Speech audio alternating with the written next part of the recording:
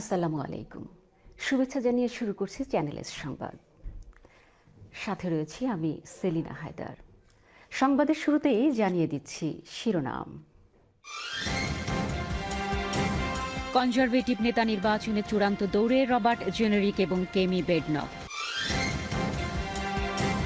Catering সার্কেলের live talent show অ্যাওয়ার্ডসের 9ম এপিসোডে বিজয়ী হলেন ইপসুইচের মহারানী রেস্টুরেন্টের ডিরেক্টর মিনহাজ মিয়া। নির্বাচন কমিশনের ডাটা সেন্টারে সংরক্ষিত 11 কোটিরও বেশি নাগরিকের ব্যক্তিগত তথ্য চুরি। ফ্লোরিডার উপকূলীয় অঞ্চলের কাছাকাছি পৌঁছে গেছে মহাশক্তিশালী সামুদ্রিক ঝড় হ্যারিকেন মিল্টন।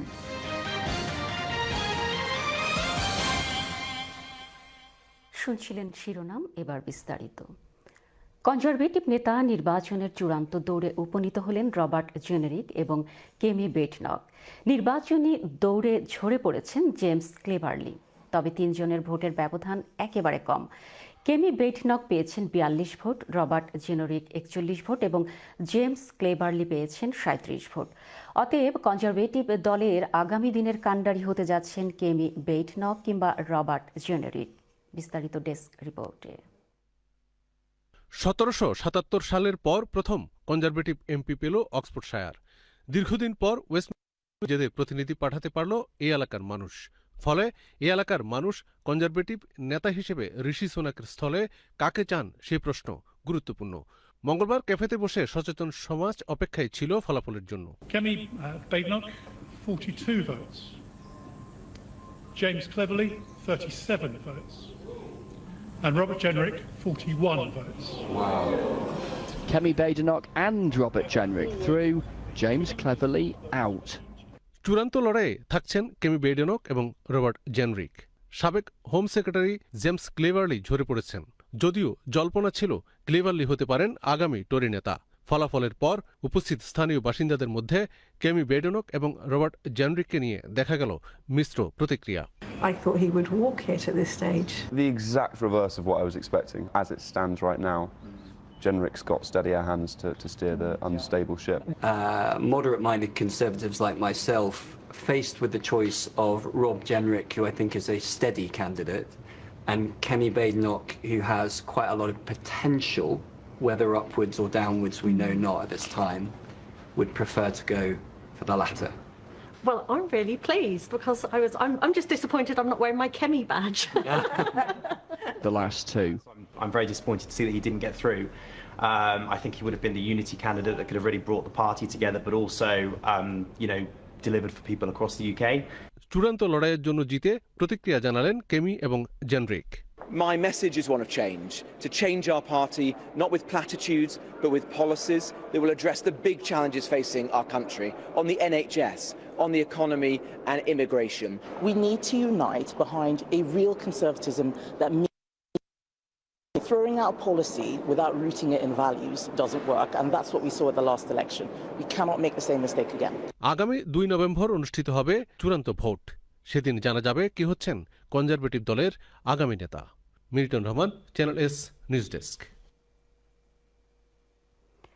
লেবার সরকার ট্যাক্স বাড়াবে এবং বিনিয়োগের জন্য আরও অর্থ ঋণ করবে কনজারভেটিভ দলের এমন অভিযোগ অস্বীকার করেছেন প্রধানমন্ত্রী স্যার কিয়ার স্টারমার। বুধবার পার্লামেন্টের প্রশ্নোত্তর পর্বে টরি নেতা ও সাবেক প্রধানমন্ত্রী ঋষি সুনাকের এক প্রশ্নের জবাবে নিজের অভিমত জানান প্রধানমন্ত্রী।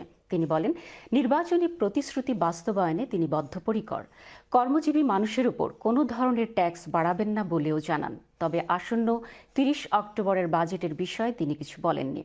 আর ঋষি সুনাক বলেন, প্রধানমন্ত্রী ন্যাশনাল ইন্স্যুরেন্স বাড়ানোর দরজা খুলতে যাচ্ছেন। লেবার দল জয়লাভ করার পর 30 অক্টোবরের বাজেটকে একটি বড় বিষয় হিসেবে দেখা হচ্ছে। Can he confirm that when he promised not to raise income tax, national insurance or VAT, that commitment applies to both employer and employee national insurance contributions? We made an absolute commitment in relation to not raising tax on working people. He, of course, was the expert's expert on raising taxes. We get in return for it, we got a broken economy, broken public services, and a £22 billion black hole in the economy. We're here to stabilise the economy, and we will do so. Catering সার্ভিসের live talent show অ্যাওয়ার্ডসের 9ম এপিসোডে বিজয়ী হলেন ইপসুইচের মহারানী রেস্টুরেন্টের director Minhaj মিয়া। মঙ্গলবার রাত 8টায় HR recruitment and training বিষয় নিয়ে channel S টেলিভিশনে সরাসরি প্রচারিত হল সিজন 8-এর এই এপিসোড। একদল সফল ব্যবসায়ী এসব বিষয়ে বিভিন্ন কৌশল প্রয়োগ করে অর্জিত সাফল্যের গল্প তুলে ধরেছেন এই প্রতিযোগিতায়। 3টি প্রতিযোগিতামূলক segment channel S chairman Ahmaduzzaman Chowdhury, JP work permit ক্লাউডের ম্যানেজিং ডিরেক্টর লুৎফর রহমান এবং ইস্ট লন্ডন ইউনিভার্সিটির সিনিয়র লেকচারার জয়ী অ্যাডজের সহ বিচারকরা প্রতিযোগিতার মূল্যায়ন করেন। জাজ হিসেবে আরও অংশ নিয়েছেন ট্রেনিং কনসালটেন্ট আর্লিন অফ ডমেওয়ার, হ্যামলেটস ট্রেনিংয়ের managing director Jamal Ahmed, work permit ক্লাউডের HR অফিসার শেখ আফিফ আল জামি এবং ক্যাটারিং সার্কেলের এক্সিকিউটিভ মেম্বার তরিস আলী এবং মেন্টর হিসেবে অংশ নেন talent show winner Tajwar Selim ও শাহরিয়ার উদ্দিন। 5 জন প্রতিযোগীর মধ্যে 3 জন তৃতীয় রাউন্ডে উন্নীত হন এবং শেষ পর্যন্ত ইপসুইচের মহারানী রেস্টুরেন্টের মিনহাজ মিয়া বিজয়ী হন। চলমান ট্যালেন্ট শো সিজন 8-এর বাছাইকৃত 10 জন বিজয়ীকে আগামী বছর গ্র্যান্ড বিজনেস কনফারেন্স অ্যান্ড গালা ডিনার অ্যাওয়ার্ড প্রদান করা হবে। 22 অক্টোবর অনুষ্ঠিত হবে সিজনের শেষ এপিসোড ফাইন্যান্সিয়াল প্ল্যানিং। 2023 সালে 26 নভেম্বর বাংলাদেশ সেন্টারের নির্বাচনে অংশ নেয় 2টি প্যানেল, রেড অ্যালায়েন্স এবং গ্রিন অ্যালায়েন্স। এরপর দেখা দেয় দুপক্ষের মধ্যে বিরোধ। চলমান সংকট সম্পর্কে অবহিত করতে গত সোমবার সংবাদ সম্মেলন করে Bangladesh centre. London Bangla press ক্লাবে আয়োজিত সংবাদ সম্মেলনে লিখিত বক্তব্য পাঠ করেন দেলোয়ার হোসেন। তাতে জানানো হয় 2023 সালের 5 ডিসেম্বর নির্বাচন পরবর্তী সভা আহ্বান করা হয় কাউন্সিল অব ম্যানেজমেন্ট কমিটি গঠনের লক্ষ্যে। তাতে পদাধিকার বলে সেন্টারের সভাপতি লন্ডনে নিযুক্ত বাংলাদেশের হাই কমিশনার সাইদা মুনা তাসনিমকে আমন্ত্রণ জানানো হলেও তিনি উপস্থিত ছিলেন না বলে উল্লেখ করা হয়েছে। এরপর হাই কমিশনার একই মাসের 18 ডিসেম্বর সভা আহ্বান করেন বলেও লিখিত বক্তব্যে উল্লেখ করা হয়েছে। লিখিত বক্তব্যে উল্লেখ করা হয়েছে, সংবাদ সম্মেলনে সাংবাদিকদের বিভিন্ন প্রশ্নের জবাব দেন সেন্টারের ভাইস চেয়ারম্যান তোফাজ্জল মিয়া ও যুগ্ম সাধারণ সম্পাদক আলী বেবুল। অন্যদিকে হাই কমিশন থেকে দেওয়া এক বিবৃতিতে বলা হয়েছে 2023 সালের 26 নভেম্বর নির্বাচন অনুষ্ঠানের পর নির্বাহী কমিটি এবং কাউন্সিল অব ম্যানেজমেন্ট কমিটি গঠন নিয়ে দুপক্ষের বিরোধ দেখা দেয় বলে উল্লেখ করা হয়েছে। সে বিরোধ নিরসনে হাই কমিশনার চেষ্টা অব্যাহত রাখেন বলেও জানানো হয়েছে। অন্যদিকে সংগঠনের ব্যাংক অ্যাকাউন্ট বেহাত করার চেষ্টার অভিযোগ করা হয়েছে গ্রিন অ্যালায়েন্সের বিরুদ্ধে। বিপরীতে গ্রিন অ্যালায়েন্সের দাবি তারা নিয়ম মেনেই ব্যাংকে এ বিষয়ে চিঠি দিয়েছিলেন। এছাড়া চলতি বছরের 11 জানুয়ারি আরেকটি কমিটি গঠন করেছে বলেও দাবি করেছে গ্রিন অ্যালায়েন্স। আমরা বাংলাদেশ সেন্টারের ইতিহাসের মধ্যে প্রথমবারে একটা ফ্রি অ্যান্ড ফেয়ার ইলেকশন হয়েছে।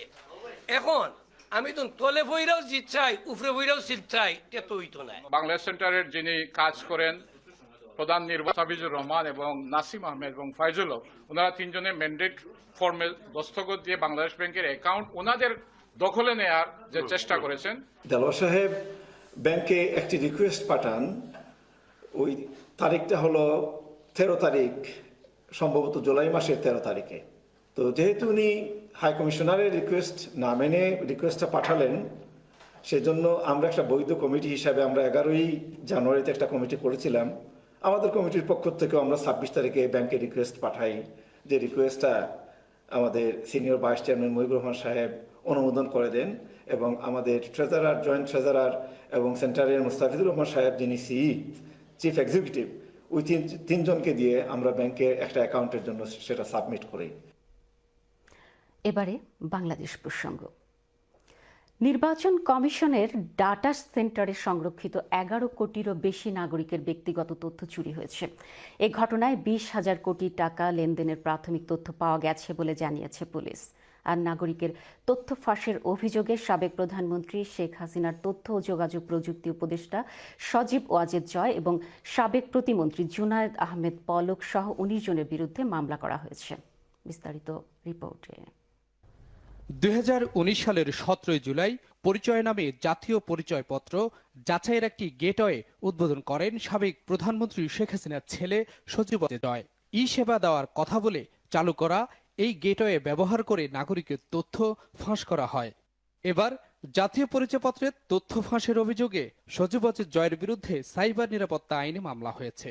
ইনামুল হক নামে এক ব্যক্তি মঙ্গলবার রাতে রাজধানীর কাফরুল থানায় মামলা করেন। মামলায় জয় ছাড়াও সাবেক প্রতিমন্ত্রী পলক সহ 19 জনকে আসামি করা হয়েছে। নির্বাচন কমিশন থেকে আমাদের সুরক্ষিত তথ্য, যেটা সুরক্ষিত থাকার কথা, এটা কিভাবে আপনার চুরি হয়ে গেছে। তো আমি দেখে ভাবলাম যে এটার বিরুদ্ধে কোনো প্রতিকার চিন্তা করতে কি করা যায়। তো আজকে ভাবলাম যে মামলাটা দিয়ে আসি। সজীব ওয়াজেদ জয় ও সাবেক প্রতিমন্ত্রী জোনায়েদ আহমেদ পলক ক্ষমতার অপব্যবহার করে সংঘবদ্ধ চক্রের মাধ্যমে জনগণের জাতীয় পরিচয়পত্রের তথ্য বিক্রি করেছেন। 46 ধরনের তথ্য পাওয়া যায়। এই তথ্যগুলো বিভিন্ন প্রতিষ্ঠানের নিকট বাণিজ্যিকভাবে ক্রয় বিক্রয়ের মাধ্যমে প্রায় 20,000 কোটি টাকার ট্রানজ্যাকশনের তথ্য আমাদের কাছে প্রাথমিকভাবে আমরা পেয়েছি। পুলিশ জানায়, নাগরিকের ফাঁস হওয়া তথ্য দেশ ও দেশের বাইরে প্রায় 182টি প্রতিষ্ঠানের কাছে বিক্রি করেছে চক্রটি। এই সাবেক পরিচালক তারেক এম বরকতুল্লাহকে গ্রেপ্তার করেছে পুলিশ। পরিচয়.gov.bd নামে ওয়েবসাইটের মাধ্যমে 182টি দেশি বিদেশি সরকারি ও বেসরকারি প্রতিষ্ঠানের নিকট সেপ্টেম্বর 2019 সাল থেকে এই তথ্যগুলো অর্থের বিনিময়ে বিক্রি করে আসছে। তৃতীয় পক্ষের কাছে তথ্য পাচার হয়, নিরাপত্তাহীনতায় রয়েছে সাধারণ মানুষ। এবারে আন্তর্জাতিক প্রসঙ্গ। যুক্তরাষ্ট্রের ফ্লোরিডার উপকূলীয় অঞ্চলের কাছাকাছি পৌঁছে গেছে মহাশক্তিশালী সামুদ্রিক ঝড় হ্যারিকেন মিল্টন। সংবাদ মাধ্যম CNN বুধবার জানায়, আর কয়েক ঘন্টার মধ্যে হ্যারিকেনটির মূল অংশ উপকূলে প্রবেশ করতে পারে। এর আগের পূর্বাভাসে আঘাত হানার যে সময়ের কথা বলা হয়েছিল, সেটি এখন সময় এগিয়ে নিয়ে আসা হয়েছে। যুক্তরাষ্ট্রের জাতীয় হ্যারিকেন সেন্টার জানিয়েছে, স্থানীয় সময় রাত 11টায় এটি উপকূলীয় অঞ্চল সারাসোটায় প্রথম আঘাত হানতে পারে। সংস্থাটি আরও জানিয়েছে, হ্যারিকেন মিল্টন তার গতিপথ বদলে পূর্বের গতিপথ থেকে কিছুটা দক্ষিণ দিকে সরে গেছে, যার অর্থ মেক্সিকো উপসাগর থেকে এটি আরও সরে গেছে এবং ধারণার চেয়ে আগে আঘাত হানবে। কয়েক সপ্তাহের মধ্যে প্রথম ফোনে কথা বলেছেন ইসরায়েলের প্রধানমন্ত্রী বেনিয়ামিন নেতানিয়াহু এবং যুক্তরাষ্ট্রের প্রেসিডেন্ট জো বাইডেন। আগস্টের পর বুধবারই দুই নেতার মধ্যে ফোনে কথা হলো। তারা কি আলাপ করেছেন সে বিষয়ে বিস্তারিত এখনও কিছু জানা যায়নি।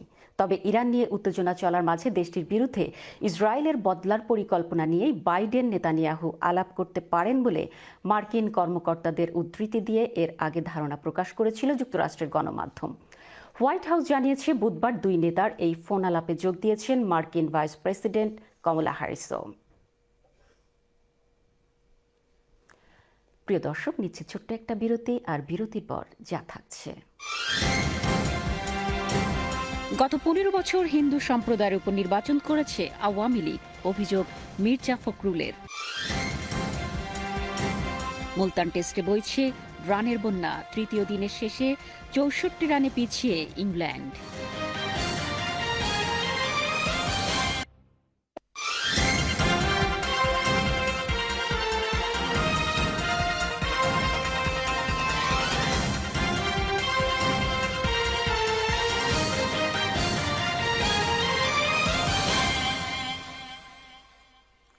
বিরতির পর স্বাগত সংবাদের বাকি অংশে এবং আবারও বাংলাদেশ প্রসঙ্গ।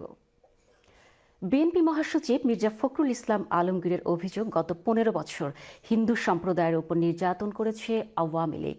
ক্ষমতায় গেলে বিএনপি প্রতিটি ঘটনার নিরপেক্ষ তদন্ত করে বিচার করা হবে বলে জানান বিএনপির মহাসচিব। বিস্তারিত রিপোর্টে।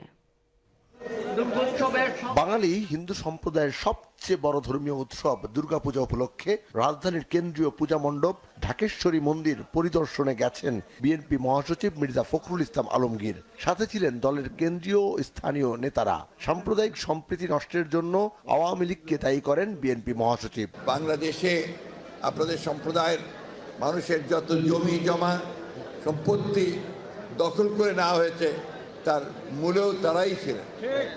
আমরা আপনাদের এই কথাটা বলতে পারি যে আগামীতে আমাদের সরকার আসলে আমরা প্রতিটি ঘটনার আমরা নিরপেক্ষ তদন্ত করে বিচারের ব্যবস্থা করবই। বিএনপি প্রতিহিংসার রাজনীতিতে বিশ্বাস করে না বলে জানান মির্জা ফখরুল। আপনার কিছু প্রচার মাধ্যম তারা বাংলাদেশের সাম্প্রদায়িক সম্প্রীতির বিরুদ্ধে কথা বলেছে, যা একেবারেই সত্য নয়। ঘটনা ঘটেনি সে কথা আমি বলবো না, কিছু ঘটনা ঘটেছে, কিন্তু সম্পূর্ণভাবে তা কোনো সাম্প্রদায়িক ঘটনা ছিল না, তা ছিল রাজনৈতিক ঘটনা।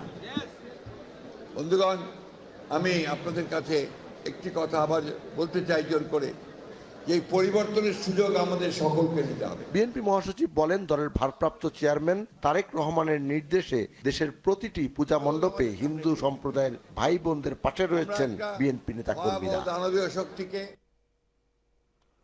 বিশ্বনাথের রামধানায় হাজী আব্দুল গনি সন্স এতিমখানা ও হাফিজিয়া মাদ্রাসায় এবার মাদ্রাসার প্রতিষ্ঠাতা হাজী মনির মিয়া ও তার পরিবারের আর্থিক সহযোগিতায় এলাকার অসহায় হতদরিদ্র মানুষদের বিনামূল্যে চক্ষু চিকিৎসা সেবা প্রদান করা হয়েছে।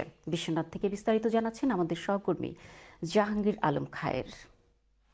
বিশ্বনাথ পৌরসভার ১ নম্বর ওয়ার্ডের অসহায় হতদরিদ্র মানুষদের ধারাবাহিক সহযোগিতার পাশাপাশি এবার পৌরসভা সহ উপজেলার প্রায় ৫ শতাধিক সুবিধাবঞ্চিত মানুষদের বিনামূল্যে চক্ষু চিকিৎসা সেবা দিয়েছেন বিশ্বনাথের রামদানা গ্রামের বাসিন্দা আব্দুল গনি সন্স এতিমখানা ও হাফিজিয়া মাদ্রাসার প্রতিষ্ঠাতা যুক্তরাজ্য প্রবাসী বিশিষ্ট সমাজসেবক হাজী মনির মিয়া, তার ভাই হাজী শমসু মিয়া, হাজী নানু মিয়া, হাজী আনা মিয়া ও তাদের চাচি সমলা বিবি। হাজী আব্দুল গনি সন্স অর্গানাইজেশন এর উদ্যোগে প্রতি বছরই বিভিন্ন পদক্ষেপ নেওয়া হয়, নগদ অর্থ বিতরণ, বিধবা ভাতা এবং ঘর নির্মাণ করা হয়। তারই ধারাবাহিকতায় এবারও চক্ষু সেবা প্রদান করা হয়েছে। আমরা শিক্ষক স্টাফ মহতামিম সাহেব সবার পক্ষ থেকে তাদের ধন্যবাদ জানালাম, তাদের পরিবার সবাই ধন্যবাদ জানালাম। তারা আরও সামনে যারা আরও ব্যতিক্রমী আয়োজন নিয়ে আইন গরিবরার পাশে থাকুন। হাজী আব্দুল গনি সন্স এতিমখানা ও হাফিজিয়া মাদ্রাসায় দিনব্যাপী অনুষ্ঠিত ফ্রি আই ক্যাম্পে সিলেটের নর্থ ইস্ট মেডিকেল কলেজ হাসপাতালের চক্ষু বিশেষজ্ঞ চিকিৎসকরা চিকিৎসা প্রদান করেন। এতে ৫০০ জনকে ওষুধ, ১০৫ জনকে চশমা এবং ২৫ জনকে চোখের সানি অপারেশন করা হয়। বিনামূল্যে চক্ষু চিকিৎসা সেবা পেয়ে খুশি রোগীরাও। অত্যন্ত ভালো লাগে যে এই এলাকার কত মানুষের যে সাহায্য আর কত মানুষের যে দোয়া করে, বিশেষ করে আমি তো নোয়া ধরিয়া দোয়া করি। তারা করাইয়া দিবা অপারেশনটা, আমি তারা লাগি সব সময় দোয়া করি। আপনারা যিনি উত্তমান করছেন, আপনারা লাগি আমি নোয়াজ করিয়া দোয়া করবো। এদিকে ওই দিন সকালে হাজী আব্দুল গনি সন্স অর্গানাইজেশন ইউকের উদ্যোগে অনুষ্ঠিত ওই ফ্রি আই ক্যাম্পের উদ্বোধন করেন পৌরসভার ১ নম্বর ওয়ার্ডের সাবেক কাউন্সিলর বিশিষ্ট সমাজসেবক রাজুক মিয়া রাজ্জাক। মাদ্রাসা পরিচালনা কমিটির সভাপতি হাজী মখলিস মিয়ার সভাপতিত্বে উদ্বোধনী সভায় নর্থ ইস্ট মেডিকেল কলেজ হাসপাতালের চক্ষু বিশেষজ্ঞ ও সার্জন ডাক্তার সেলিম রেজা, বিশিষ্ট সমাজসেবক হাজী আব্দুল বারী সুনু মিয়া, বিশিষ্ট ব্যবসায়ী আবু সালেহ মোহাম্মদ নাসের, মাদ্রাসার প্রিন্সিপাল হাফিজ মাওলানা খালেদ আহমদ সহ আরও গণ্যমান্য ব্যক্তিবর্গরা উপস্থিত ছিলেন। Jahangir Alam Khayer, channel S news, Biswanath. Community প্রসঙ্গ। Campaign committee for Osmani campaign কমিটির ওসমানী ইন্টারন্যাশনাল এয়ারপোর্ট ইউকের আহ্বায়ক কমিটির সভা মঙ্গলবার পূর্ব লন্ডনের ওল্ডহ্যাম গার্ডেন কমিউনিটি সেন্টারে অনুষ্ঠিত হয়েছে। সংগঠনের আহ্বায়ক সাংবাদিক AKM আবেদ তাহের চৌধুরীর সভাপতিত্বে ও সদস্য সচিব আব্দুর রবের পরিচালনায় অনুষ্ঠিত সভায় বক্তব্য রাখেন যুগ্ম আহ্বায়ক সাবেক মেয়র কাউন্সিলর ফারুক চৌধুরী, যুগ্ম আহ্বায়ক শাহ মুনিম, যুগ্ম আহ্বায়ক জামান আহমেদ সিদ্দিকী, যুগ্ম আহ্বায়ক আজিম আলী ও যুগ্ম আহ্বায়ক মাহবুবুর রহমান কুরেশি। সভায় বক্তারা সিলেটের ওসমানী বিমানবন্দরকে পূর্ণাঙ্গ আন্তর্জাতিক বিমানবন্দরে রূপান্তর, আন্তর্জাতিক মানের সুযোগ সুবিধা প্রদান, অন্যান্য বিদেশি এয়ারলাইনের ফ্লাইট চালু, নির্মাণাধীন নতুন টার্মিনালের কাজ দ্রুত সম্পন্নকরণ, বিমান যাত্রীদের হয়রানি বন্ধ ও বিমানের ভাড়া হ্রাস করার জন্য অন্তর্বর্তী সরকারের কাছে জোর দাবি জানান। সরকার দাবি বাস্তবায়নে কোনো উদ্যোগ গ্রহণ না করলে বৃহত্তর আন্দোলনের ডাক দেওয়া হবে বলে জানানো হয়। Greater Sylhet development and welfare association Scotland শাখার নতুন কমিটি গঠনের লক্ষ্যে এডিনবরার স্থানীয় একটি রেস্টুরেন্টে আলোচনা সভা অনুষ্ঠিত হয়েছে মঙ্গলবার। কমিউনিটি ব্যক্তিত্ব সরফ উদ্দিনের সভাপতিত্বে এবং আবুল হাসনাতের পরিচালনায় অনুষ্ঠিত সভায় অতিথি ছিলেন আব্দুল মুহিত খান বাদশাহ, আহমেদ আলী জুবু, ফজলুল মজিদ লিটন, অ্যাডভোকেট মোস্তফা মিয়া, আবু মিরান, শামসুল ইসলাম সায়েম, তাজুল ইসলাম নান্না, শামীম হোসেন ও আব্দুল মিয়া লিটন। বক্তারা সবাই গণতান্ত্রিক প্রক্রিয়ায় নির্বাচনের মাধ্যমে নতুন কমিটি গঠনের জোর দাবি জানান।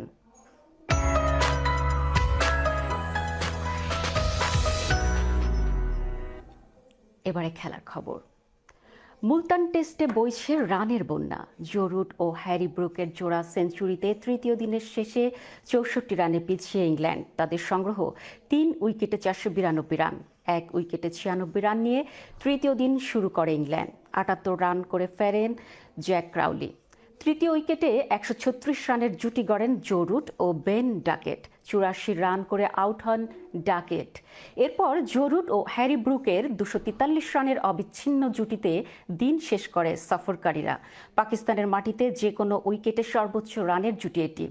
35তম সেঞ্চুরি তুলে নিয়ে 176 রানে অপরাজিত রুট। আর পাকিস্তানের বিপক্ষে চতুর্থ সেঞ্চুরি পূর্ণ করে 141-এ অপরাজিত ব্রুক। প্রথম ইনিংসে পাকিস্তানের সংগ্রহ 556 রান। তবে মুলতানে অনন্য রেকর্ড গড়েছেন জো রুট।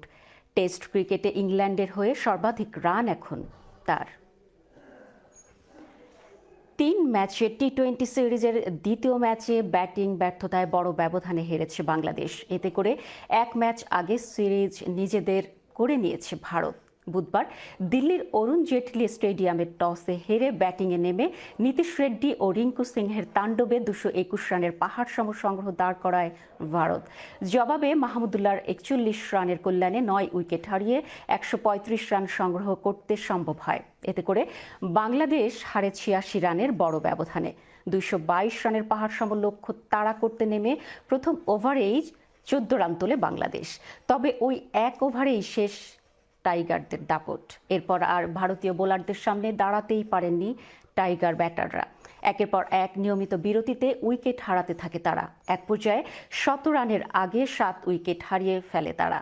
তবে অভিজ্ঞ মাহমুদুল্লাহর 41 রানের কল্যাণে শেষ পর্যন্ত 20 ওভারে 9 উইকেট হারিয়ে 135 রানে থামে বাংলাদেশের ইনিংস।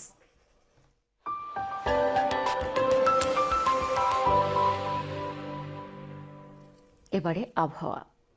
বৃহস্পতিবার লন্ডনের আবহাওয়া মেঘলা থাকবে এবং বৃষ্টির সম্ভাবনা রয়েছে। তাপমাত্রাও থাকবে 12 ডিগ্রি সেলসিয়াস। দিনের মধ্যভাগে বৃষ্টি কিছুটা কমলেও বিকেল নাগাদ আবার বৃষ্টির সম্ভাবনা রয়েছে। ওল্ডহ্যামের আকাশও মেঘাচ্ছন্ন থাকবে এবং শৈত্যপ্রবাহ বিরাজমান থাকবে। সেই সাথে দিনের প্রথম ভাগে বৃষ্টি হতে পারে। লিভারপুলের আবহাওয়াও একই থাকবে, সেই সাথে বৃষ্টির সম্ভাবনা রয়েছে। এবার দেখে নিন ব্রিটেন সহ বিশ্বের বিভিন্ন দেশের গুরুত্বপূর্ণ কয়েকটি শহরের বৃহস্পতিবারের সম্ভাব্য তাপমাত্রা।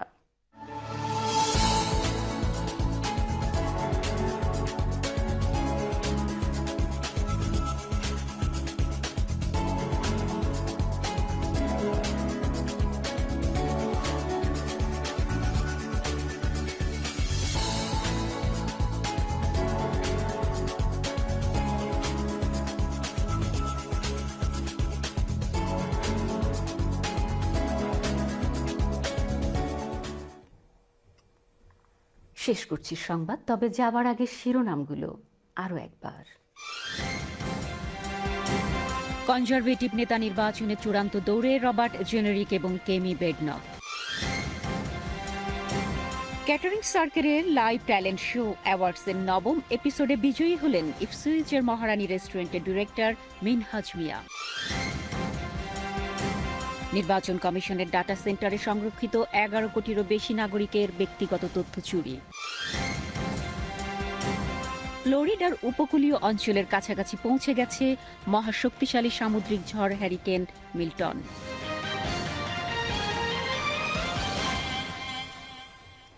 চ্যানেল এস এর পরবর্তী নিয়মিত সংবাদ দেখার আমন্ত্রণ জানিয়ে শেষ করছি। আল্লাহ হাফেজ।